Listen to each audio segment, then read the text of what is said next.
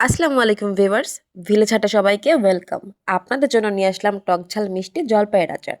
এই আচারটা খেতে এতটাই সুস্বাদু যে চুলা থেকে নামানোর সাথে সাথেই ফুরিয়ে যাবে। একবার বানিয়ে ফ্রিজে অনেকদিন সংরক্ষণ করতে পারবে। এখানে 1 কেজি সমপরিমাণ জলপাই নিয়ে জলপাইয়ের বোটাগুলো ছাড়িয়ে নিতে হবে। জলপাইয়ের বোটাগুলো ছাড়ানো হয়ে গেলে একটি পাত্রে পানি নিয়ে খুব ভালো মতো কষলিয়ে ধুয়ে নিতে হবে। এখন আমাদের জলপাইগুলো খুব ভালো মতো সিদ্ধ করে নিতে হবে। একটি পাত্রে চুলায় গরম পানি দিয়ে পানিটাকে ভালো মতো ফুটাতে হবে, যেন টকবগে হয়। এরপর ওই বোটা ছাড়ানো ধুয়ে রাখা জলপাইগুলো দিয়ে দিতে হবে। এখন সিদ্ধ করতে হবে। সিদ্ধ হয়ে গেলে ঠিক এমন হলুদ আবরণ ধারণ করবে।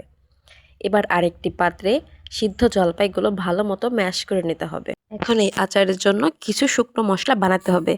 এখানে রয়েছে জিরে, মৌরি, পাঁচফোড়ন, ধনিয়া, সরিষা বাটা, গোটা শুকনো মরিচ। এই সব মশলাগুলো লো ফ্লেমে রেখে টেলে নিতে হবে। এরপর গুঁড়ো করতে হবে। এবার আরেকটি পাত্রে চুলায় পরিমাণ মতো খাঁটি সরিষার তেল দিয়ে দিতে হবে। সরিষার তেল ছাড়া সব আচারই অসম্পূর্ণ। তেল গরম হয়ে এলে এতে পরিমাণ মতো রসুন বাটা দিয়ে দিতে হবে। এই সময় চুলার আঁচটা লো রাখতে হবে, যেন পুড়ে না যায়।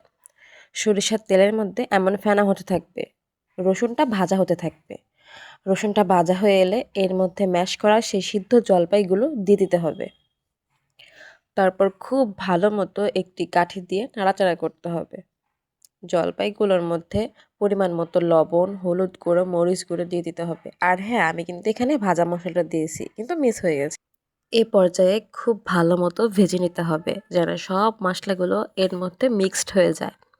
এরপর দিতে হবে ভিনেগার বা সিরকা বলে যাকে। এতে আচারটা অনেক দিন যাবৎ ভালো থাকে। তবেই চুলার আঁচ লো ফ্লেমে রেখে রান্না করে নিতে হবে, যেন একে অন্যের সাথে এই মশলাগুলো মিক্সড হয়ে যায়।